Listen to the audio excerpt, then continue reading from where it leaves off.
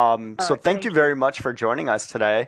We're very fortunate to have Marie Johns, who's the CEO of PPC-Leftwich, a management consulting firm that assists firms of all different sizes. She's served as director since 2013, is chair of the board of directors and the governance committee, a member of the executive committee, and several other committees actually within the organization, and is a leader in business, civic, and government services with more than 30 years of experience focused on community service and areas of education and economic development. She previously served as president of Verizon Washington and was nominated by President Barack Obama to serve as deputy administrator of the U.S. Small Business Administration. In 2011, under Mrs.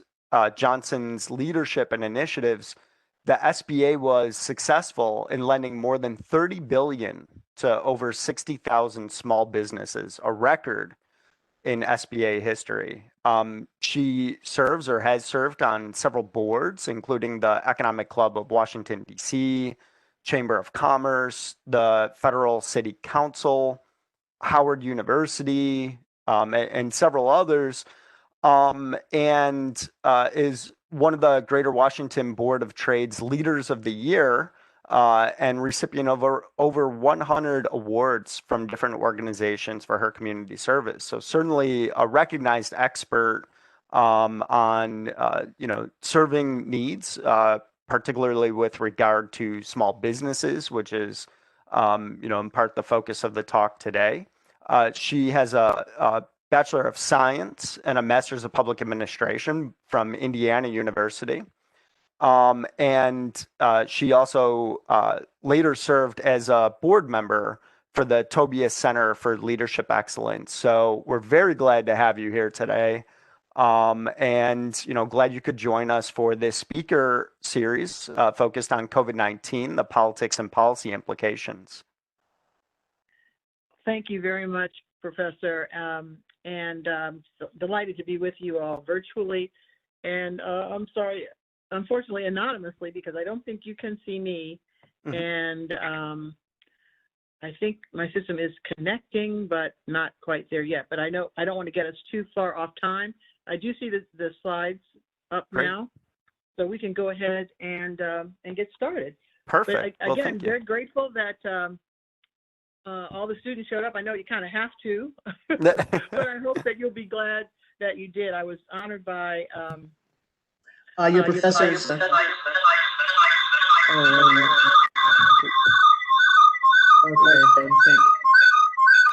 I think we're getting some feedback loop. There we go. All right, there we go. Yeah, so the computer audio finally kicked in. Yeah. So I was honored by the invitation, and I've talked to people a lot about a number of different things, but there's something about speaking to college students that is a bit more nerve-wracking than maybe other invitations. So bear with me, and hoping that we have time for exchange. I have prepared some slides for you, but I definitely want to leave some time at the end where we can have a discussion. I applaud your willingness and your interest, I should say, in public policy. I think it's a fascinating area. Obviously, it's something that I studied, and I've continued to be involved in the policy arena in some shape or fashion, even though I've spent much of my career in the private sector.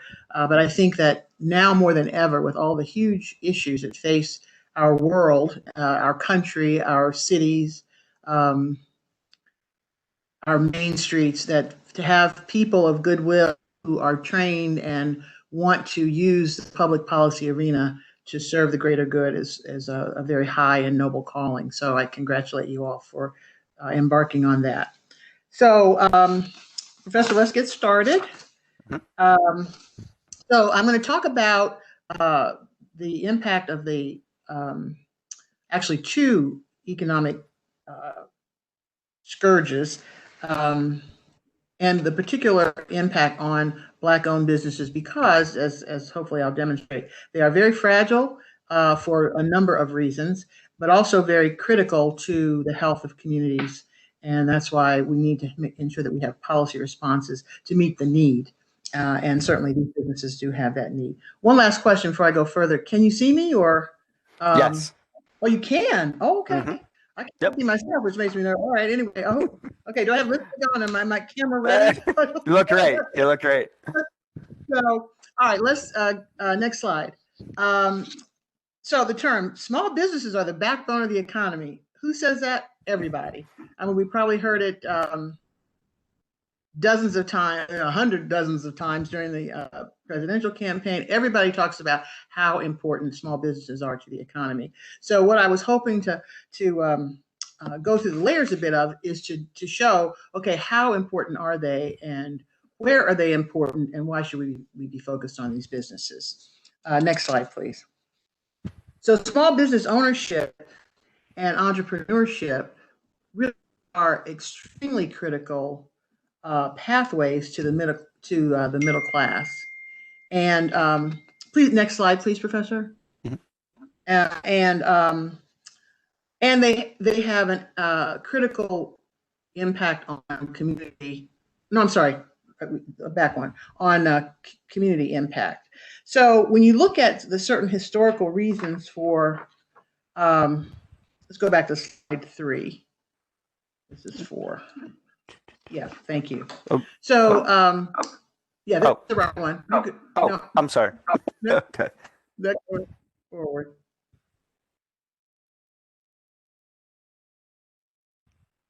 Advance 1. To fact 3 or Fact okay. 2. To fact 2 slide. Yeah. Okay. Yes. Okay. Thank you. Mhm. Why are we not up? Why are we not? I'm looking at the title, Fact 2, Small Business Ownership and Entrepreneurship are the pathways to middle class. That's So, what I see on my end. Do you see something? that's, yes, right there, stay. Okay. This is, okay, thank you. No problem. So when you think about what happened in the economy over the last several years, certainly seen the never before seen levels of economic disparity. We've seen the loss of many blue collar jobs because of. Oh, So no now, problem. let's see. Let's go to slide 5. The majority are small. All right. Keep going. Right here? Okay. Yeah, right here. So Great. this gives you a picture, kind of a 50,000 foot level picture of the small business sector that people can do well, but the majority of small business owners are making a moderately good income because of their business. 80% make less than $100,000 a year. The vast majority of small businesses are sole proprietorships. A good segment are family owned, and a quarter of them are home based. Next slide, please.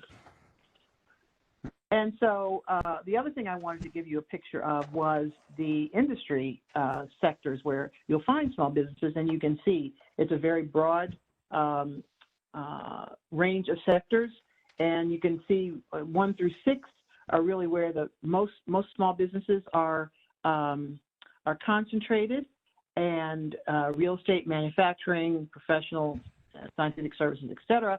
And after construction, which is number 6, when you look at number 7, that really drops off when you're looking at finance and insurance, and then the other sectors that are represented. So again, just another element of showing you a picture of what the small business sector looks like. Next slide, please. So the good news story, or part of the good news story, is there's been a really powerful impact of women-owned small businesses over the last several years. Between 2007 and 2016, women-owned businesses grew by a rate 5 times faster than the national average, and they accounted for 30% of all small firms. But the real takeaway here is that 78% of those new businesses were started and owned by women of color. So they're a huge part of the small business sector in general, and a particular importance for the minority community. Next slide, please. So there are about 4 million minority-owned firms in the country. Had about 35% growth over the last 10 years, and minority-owned small businesses accounted for more than 50% of new businesses started. For almost 5 million new jobs started by those businesses. And the other important aspect of these businesses is they're often neighborhood-based. They're often the anchors of community corridors. And to bring jobs to those areas is a huge factor in quality of life, safety, community strength, and stability. And so those are some of the things that we don't often think about as it relates to the importance of minority and small businesses in general, but it is a very significant factor. Next slide, please. The other side of the coin is, despite that growth in small businesses, we also still struggle with great disparity. Minority and women-owned businesses have 30% fewer employees compared to white-owned or male-owned businesses, and nearly all minority-owned firms are classified as small. Those firms typically have lower revenues than their counterparts, which is a dampening factor on their ability to create more jobs. And as far as the disparity ratio, minorities are 40% of the U.S. population, but only 20% of small business owners. And if the population and business ownership numbers were aligned, we'd see 50% more minority-owned businesses, and for women, 65% more women-owned businesses. So again, clearly you can see the opportunity for better and more broadly spread financial health if we saw more business growth in these particular sectors. Okay, next slide, please. So what this chart shows is the impact of disparity on small business owners. So just visually on the left, you see kind of the picture today, and on the right, if business owners and had parity with their representation in the broader society, we'd see a picture on the right. Much more of an impact in terms of job creation and economic strength. Next slide, please. So as far as drilling down a little further now for Black-owned businesses, they tend to be women-owned, younger, smaller, but also growing. About 60% of Black-owned businesses are owned by women compared to 36% in the general population. And so women-owned businesses in the among Black businesses represents the highest of any racial or ethnic group. Black-owned businesses tend to be younger. Their owners are, 21% of their owners are under the age of 35 compared with 14% nationally. And then if you look on the other end of the spectrum, only less than 30% of Black-owned businesses are over 55 compared to 41% nationally. So the challenge there is it's great to have young people going into business, starting companies, but we want to make sure that the supports are there so that those young business owners can mature into more seasoned business owners with older, more mature, and stronger companies. Black-owned businesses tend to be smaller, yet they are growing, had a 34% growth rate from 2007 to 2012. Okay, next slide, please. So I wanted to talk just a bit about the experience that I was part of with the Great Recession and recovery. So as the professor mentioned, I was privileged to serve as President Obama's, the Deputy Administrator of the Small Business Administration under President Obama in his first term. And so I came into the agency just as the nation was reeling from the Great Recession. Next slide, please. And as we know, small businesses took the brunt of the hit of that Great Recession. Nearly 2 million small businesses were permanently closed, almost 9 million jobs lost. And the story was, and there's going to be an echo here of familiarity, sadly, poor sales, less liquidity, economic uncertainty, and then tightened access to credit, which really put the squeeze on small businesses during that challenging time. Next slide, please. And there were not all small businesses were affected in the same way, but the most that were impacted were the very small businesses, those businesses that had that were younger in their life cycle and also with younger owners, and then minority and women-owned businesses. Next slide, please.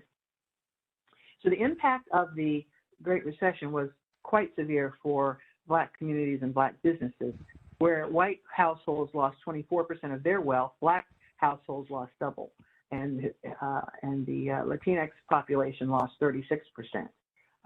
Greater unemployment, and also a weaker record of business survival, but white-owned businesses compared to Black. So along each of these dimensions, the numbers were much more dire for Black-owned businesses. Next slide, please. And so factors were both historic and current. Systemic barriers for Black-owned business that included just discriminatory practices, multi-generational impacts of redlining policies, which led to Black families being less able to leverage real estate as a means of wealth building and the opportunity to build capital to invest in businesses, and then disparate impacts of policing and criminal justice. These businesses were often, and continue to be, less likely to get the capital that they need in order to plan properly and to grow. And then the housing crisis. The Great Recession really was a failure of the real estate market, and when the imploding of the real estate market, that had a particularly adverse impact on Black and brown communities, because most business owners in those communities use their home equity in order to finance businesses, in order to educate children. I mean, that is their primary opportunity for wealth building. And so when the subprime loan crisis hit and a home went from being an economic asset to an economic burden, that just had a significant rippling effect across minority businesses. Next slide, please. And so I won't go over this, won't dwell here long, but the point is that while minority and women-owned businesses suffered greatly during the recession, they did help drive the recovery because they got the businesses that were able to get back on their feet, went back to creating jobs and adding to their community resources. Next slide, please. So I want to talk a bit about the federal policy interventions for small businesses. During the Great Recession, Congress passed a significant piece of legislation, the Small Business Jobs Act of 2010, and that legislation, it was quite an expansive bill, and it was one of the most significant pieces of legislation focused on the small business sector that had been passed in well over 10, 20 years. Some of the key components of the Small Business Jobs Act were tax cuts for small businesses. At the SBA, we opened the agency's federal guaranteed loan program for the first time to non-depository community-based lenders, such as community development financial institutions, CDFIs, to other community banks, to various community investment arms that were run by community-based organizations. We lowered the fees for loans. The patent law was reformed in order to allow patents to be approved on a more expedited basis, and so on. I won't read you the full list. But of the over 100 provisions of the Small Business Jobs Act, over 80 of those were the responsibility, the implementation of over 80 of those was the responsibility of the SBA, and as the deputy administrator and therefore COO of the agency, I led the team to implement those provisions. But other federal agencies also had a responsibility, primarily Treasury. Treasury was funded to provide new programs as well to focus on small businesses.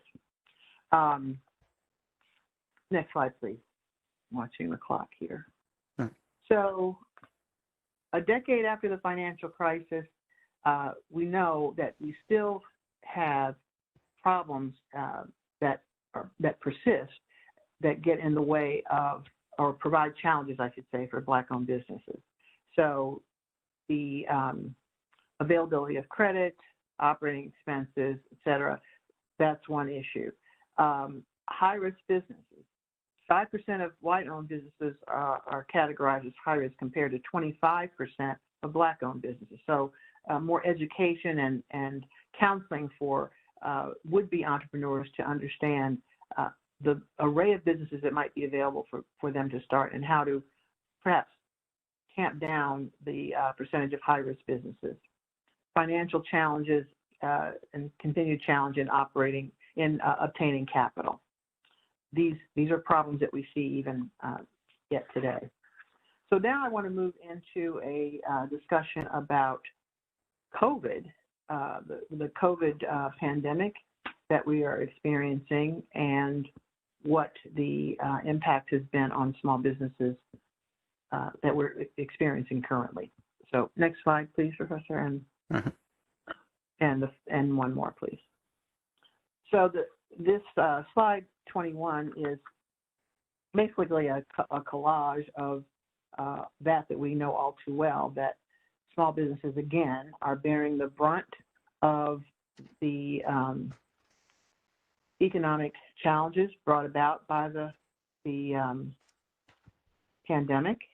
And to date, we know that nearly 50% of Black-owned businesses have already gone out of business. And the really bracing thing is that we haven't yet hit the bottom in terms of the financial impact, because even now, as we noticed, I'm based in Washington, D.C., and we know that our mayor is poised to roll back some of the easing of the public health constraints, and we're going to be moved back to no indoor dining, a curfew between, I believe the hours are 11 p.m. and 5 a.m. And her restrictions will likely be closely mirrored by Maryland in particular, and to probably a lesser degree, Virginia. But the point is, any of those public health mandates, while they are critically important, in my opinion, they still do, we have to be mindful that they do have a direct economic impact. So moving on, next slide, please. The full effects aren't yet known. As I said, we haven't yet hit the bottom, but we do know that there's going to be a significant degree of the severity and the duration of the negative impact on small businesses, like from the Great Recession, but possibly even more egregious. Since March, total private employment dropped by over 15%. We know small businesses have borne the brunt.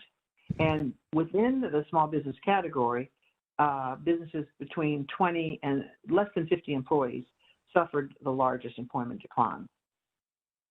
And then finally, the thing that we and you as policymakers have to understand, that what you're going to be grappling with is that the effects on the wealth gap from the pandemic have been absolutely egregious. And so that challenge to society, that yawning and growing wealth gap has been affected negatively by the pandemic. And so the outcome of that, the fallout from that, will definitely take public policy leaders who are well-trained in determining how to wade through all of these challenges and figure out how the tools that we have in place and new tools that need to be developed can be brought to bear on the situation.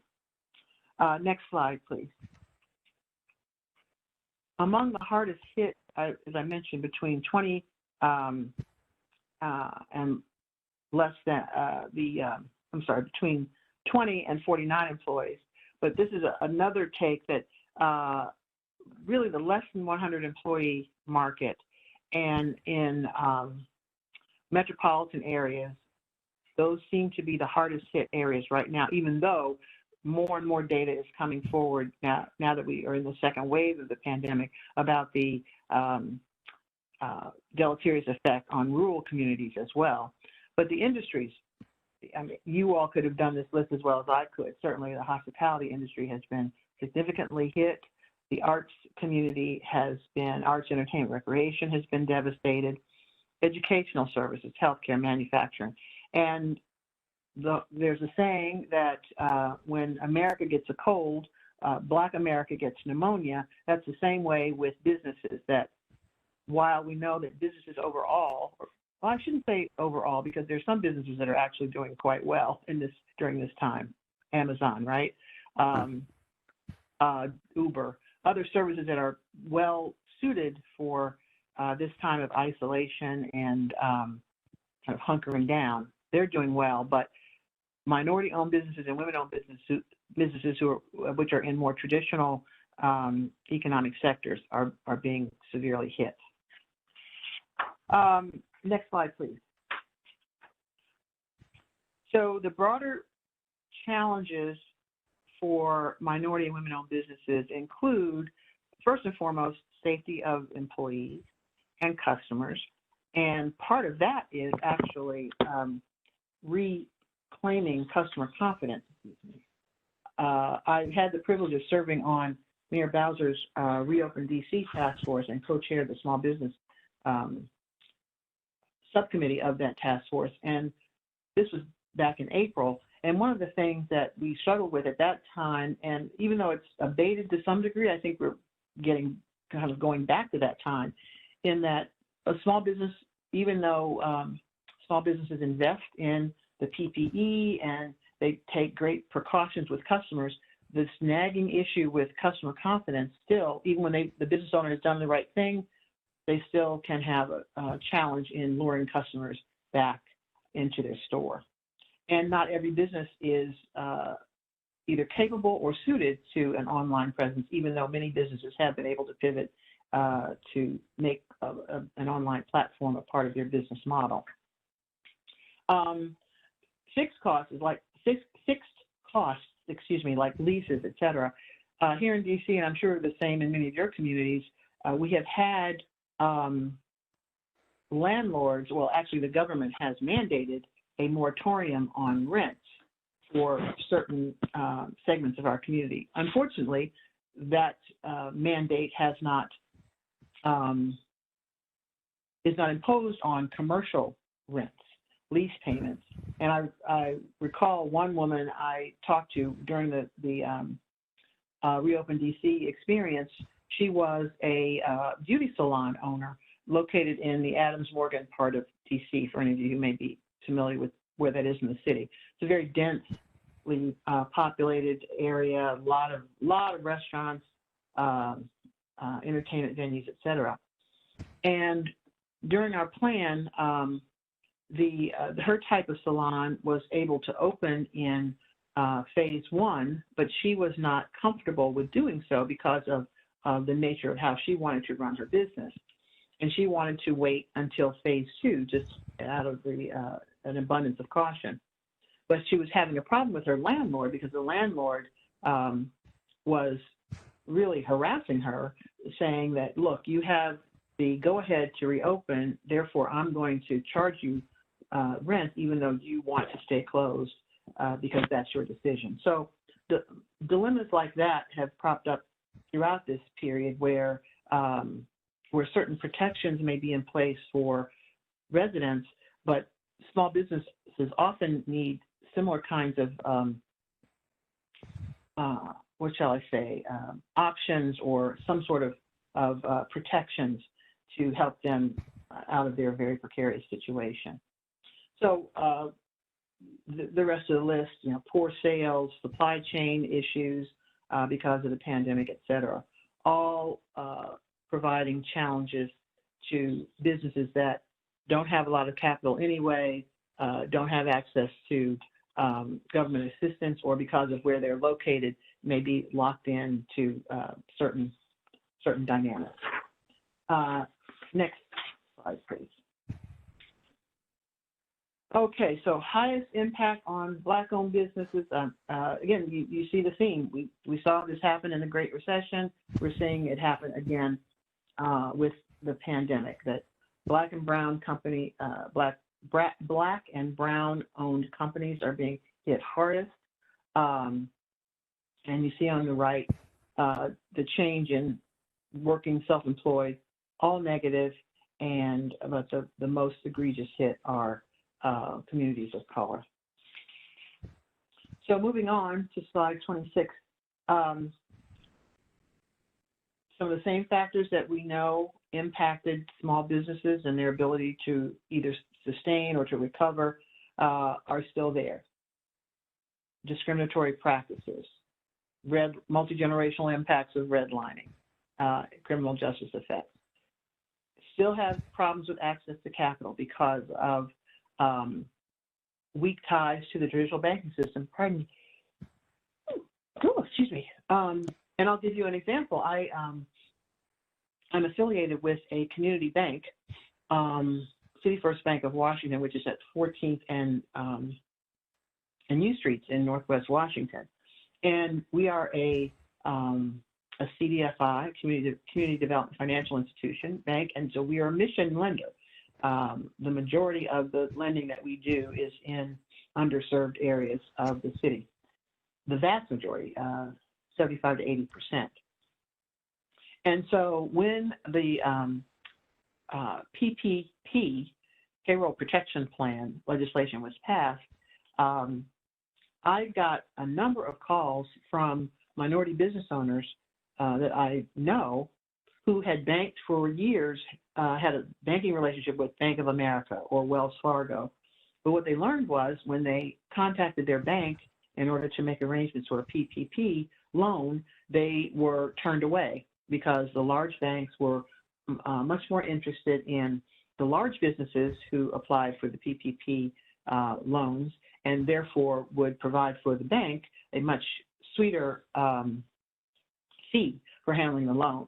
So City First actually ended up helping some of these smaller companies. But I think that's a very, it's quite an egregious part of the banking system that needs to be addressed, that if banks are taking advantage of government-sponsored programs or government-supported programs such as PPP, there should be an obligation that they at least, at a minimum, serve their customers. But for their long-term customers to have to go elsewhere to take advantage of those kinds of programs, I think is a glaring example of some of the inequities and discriminatory practices by some in the banking system.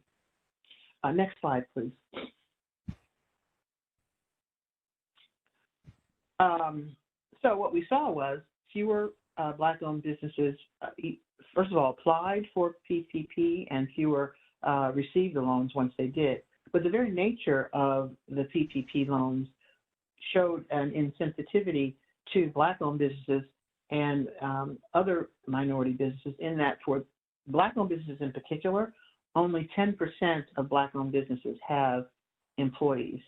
Nearly 90% of Black-owned businesses are self-employed people. So when Black-owned businesses largely don't have employees to begin with, to have federal aid built on a payroll retention program really excluded those businesses. And we'll get to in just a moment, advocating, we believe that in the future, such aid needs to be more broadly designed so that businesses can use it for other things that they may need, as opposed to strictly on payroll. Let's go to the next slide, please.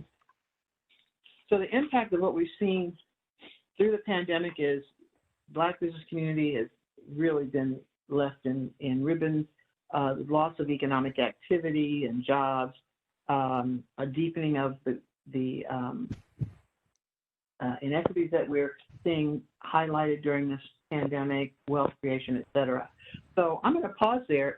And I don't know, Professor, if we can be a little interactive now, but I would love it if others, any of the members of the class, have other impacts either that they've experienced or that they would want to add to this list. Sure, yeah, let's go ahead and open it up. If anyone, any students want to share the impacts that they've had on themselves.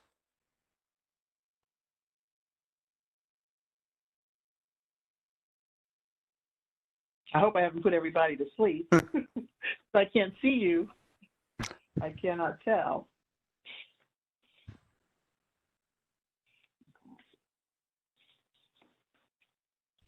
All right. Well, I'm not hearing anybody, so I'm going to move on. I've got other questions for you, so don't think you're off the hook.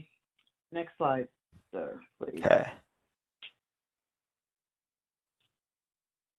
Okay. So this slide, just for your reading pleasure, is designed to to give a snapshot of what federal small business policy has been over about the last century. We're started back in the 30s with Federal Reserve banking and a wartime Small Business Mobilization Act, followed by the SBA being established in the 50s, and then the Small Business Investment Corporation is a component of the SBA that really focuses more on high-tech startups. That was introduced in the late 50s.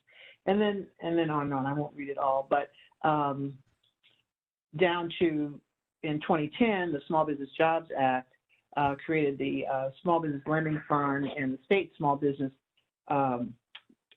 Credit Initiative, both of which were, as I mentioned, Department of Treasury earlier. Those are both programs that the Treasury Department stood up that is an intersect between the federal government and state governments, and the state small business credit initiative in particular is something I thought this audience might be interested in, because it's an example of federal dollars supporting state efforts, where the program, the SSBCI, is operated on the state level, therefore much closer to the businesses, and the thought being, therefore, should be more effective than from the 50,000-foot level of the federal government.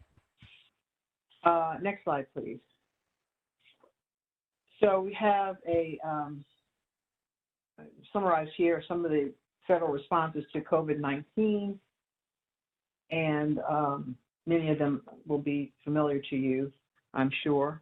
And then the next slide is wanted to give you just a hint of some of the things that were a part of a policy paper that I was actually part of, one of the co-authors. There are many of us, so I was one among many, but it's Big Ideas for Small Businesses. It's available online if you're interested in taking a deeper look. But what we wanted to do through that document was to really kind of break the mold and think outside the box for some ways that the federal government can be a lot more intentional about directing resources where they're most needed, which in my view are for supporting minority business owners. So we talk about loan and grant products for small businesses that can really address what the business needs, not just payroll protection, but also inventory restocking. They need help with debt reduction, et cetera. The resources should be made available for that. New creditors, so using the electronic financial creditors, allowing these new banking systems into some of the federal programs, whether it's the SBA's loan guarantee programs or others. Setting new targets for federal procurement in order to make more government contracting opportunities available for minority businesses, and on and on. I won't read the full list, but I recommend that to you for a report to you if you think it might be of interest. for the work that you're doing. So finally, I said I had more questions for you. I'd like to move now to the last slide, which has some questions. I'm not going to go through all of these, but I do want to spend a few minutes that we have left. I think one of the most important questions is the first bullet, and that is, how would a local and state strategy differ from a federal strategy? Because we, as a country, we need great public policy thinkers at the federal level, but also at the municipal level, county level, state level. And so I've talked quite a bit from my federal experience about some of the responses that the federal government made to both the Great Recession and now the pandemic. But I would really love to hear from members of the class what you think, how you think local and state strategy should differ from the federal strategy, and what ideas you may have along those lines. What things do you think would be more effective at the local level for helping small businesses, and also to align with what may be coming from the federal sector? So please, let's have a talk. So I did see Alex responded in the chat. So not everyone may have access to audio. State would be more insightful on how their community works and what they need. They're more personal than the federal level, was noted by Alex. Yeah, I agree with you, Alex. That's one benefit of being the more local, closer to the ground part of the government. Anyone else want to weigh in? I mean, certainly here in Maryland, anyway, the state legislature is required to pass a balanced budget, so they can't necessarily appropriate the funds that the federal government has the ability to issue more money into the economy in the way that Maryland simply can't.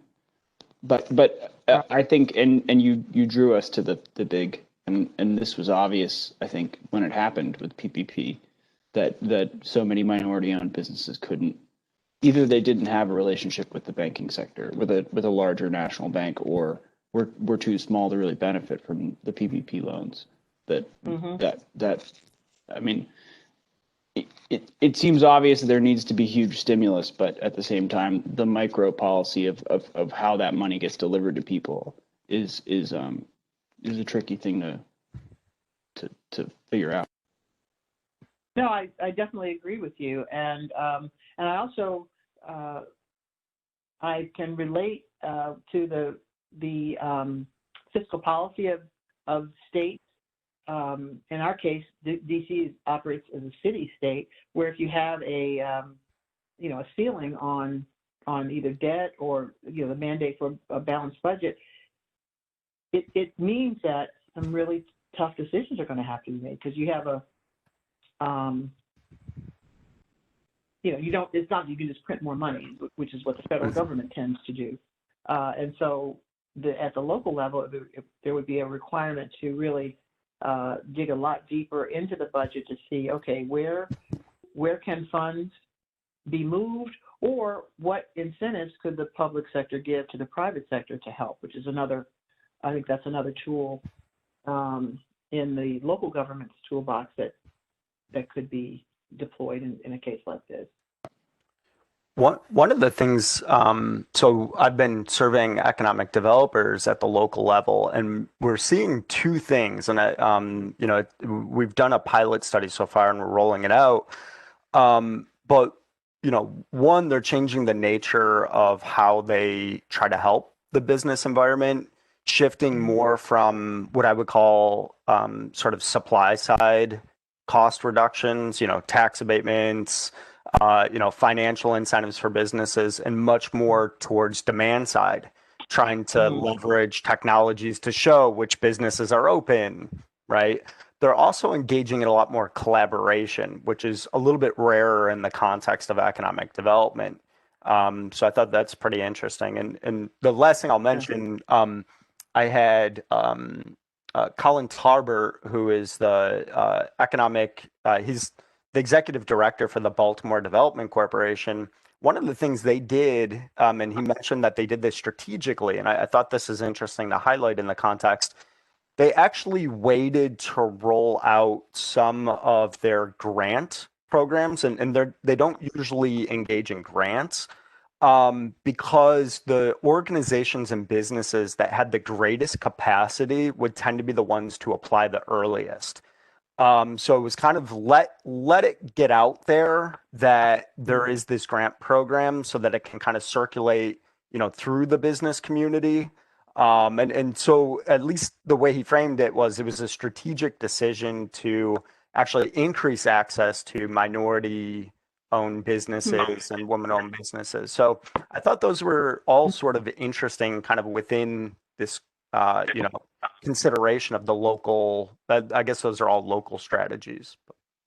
Yeah, that is interesting, and it sparked a thought, and that's, I don't know if you have these in Maryland jurisdictions, in Baltimore, et cetera, but we have entities called the Business Improvement Districts, or BIDs, and the city, DC, probably has about 12 bids. I mean, my office is at 14th and K, so we're part of the downtown bid, which is actually the first bid that was created. And these are legislatively created, and all businesses within the geographic boundaries of the bid pay a very modest amount into a pot. And so what the bid does is provide cleanup services. There are clean street teams that are deployed to help, keep trash collected. They're also part of the safety and security initiative. People feel safer, walking to a meeting at dusk or whatever. You feel safer if there are people on the street. People are available to provide directions, and all these are jobs for people. But the value of the bid that I've also seen that's been great during this time is that the bid coordinates efforts of businesses. So to create outdoor shopping districts, for example, where the bid could provide something like a tent-like structure. This is more during the warmer months, but kind of a pop-up strategy, so that businesses within the bid could have kind of the opportunity to create a market or create a market draw that's been very effective. So in the case where cities or states can provide even sometimes a modest amount of funding for those kinds of organizations, it can be leveraged pretty significantly to help businesses who oftentimes just need a customer, need a way to apply their wares, and we found that these outdoor pop-up markets have been an effective way of doing that. Yeah, that's very interesting. Any other thoughts on this? Or I don't know if we want to go to other questions. I mean, well, I will say, I'm sorry, go right ahead. Well, I was just going to add that it seems like getting rid of COVID would help. So a lot of this is, I don't feel like, we talk about 2008, talk about the subprime mortgage crash, where that was an economic event that took some years and time to unfold and for the market to respond to. But this is an ongoing catastrophe that is exacerbated by sometimes the economic activity we wish could happen. If I own a venue for live music, there's really no way for my business to safely operate as long as there's risk that it will become an event that will spread COVID. And that's just the hard truth. I think that you have to lessen, make lending easy enough that person can refocus what their business is or get into a different kind of business. But to a certain extent, there is some stuff that's just not going to fly right now. that's a real tough part of this. I think that's No, unlike. it truly is. No, I'm sorry. I didn't mean to interrupt you. Did I interrupt you? Well, it's just unique as I mean, I think that the context of 2008 is a really fascinating way to look at this, particularly when you're talking about people whose so much of their capital comes from their value in their house, et cetera. But not all businesses are created equal when it comes to coronavirus, because some things, like if you own a restaurant that's inside of a mall right now, you're really struggling because you have to deal with the state rules, the local jurisdiction rules, federal rules. You also have to deal with, do people want to go to the mall, or do people want to go to the marketplace? And if you're in a freestanding or at a strip mall, then you might have a little bit better chance because people might be more inclined to come and park their car and walk into your business. And I think that really complicates this whole issue because we are dealing with a virus that doesn't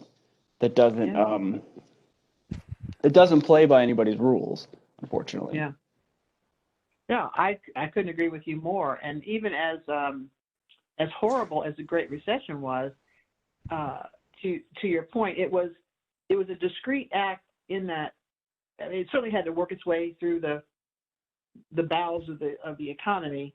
So its effects were felt for some period of time, but it was more discrete than what we're dealing with now. I mean, now we have this disease that moves, comes and goes, ebbs and flows in ways that are frightening and nearly impossible to control other than a total lockdown. And then we have all the political machinations around wearing a mask, not wearing. That's why I love Governor Hogan's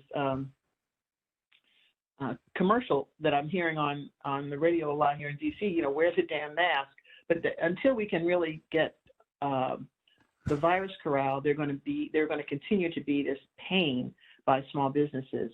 But I do think that some of the strategies, like again, creating pop-up market opportunities, giving small businesses the resources to create online marketplaces so that people can at least get to their wares through that mechanism. Just whatever we can do, which in some ways feels a bit like a drop in the bucket. I mean, I get very frustrated because we're not able to do more, but we're at a time where I believe we should have the every little bit helps mindset and just try to keep people going until we can get through this. Because entrepreneurs by nature tend to be very, very creative people who have a tremendous ability just to stick with it and to keep on going. And clearly that's being tested in a way now that hasn't happened before.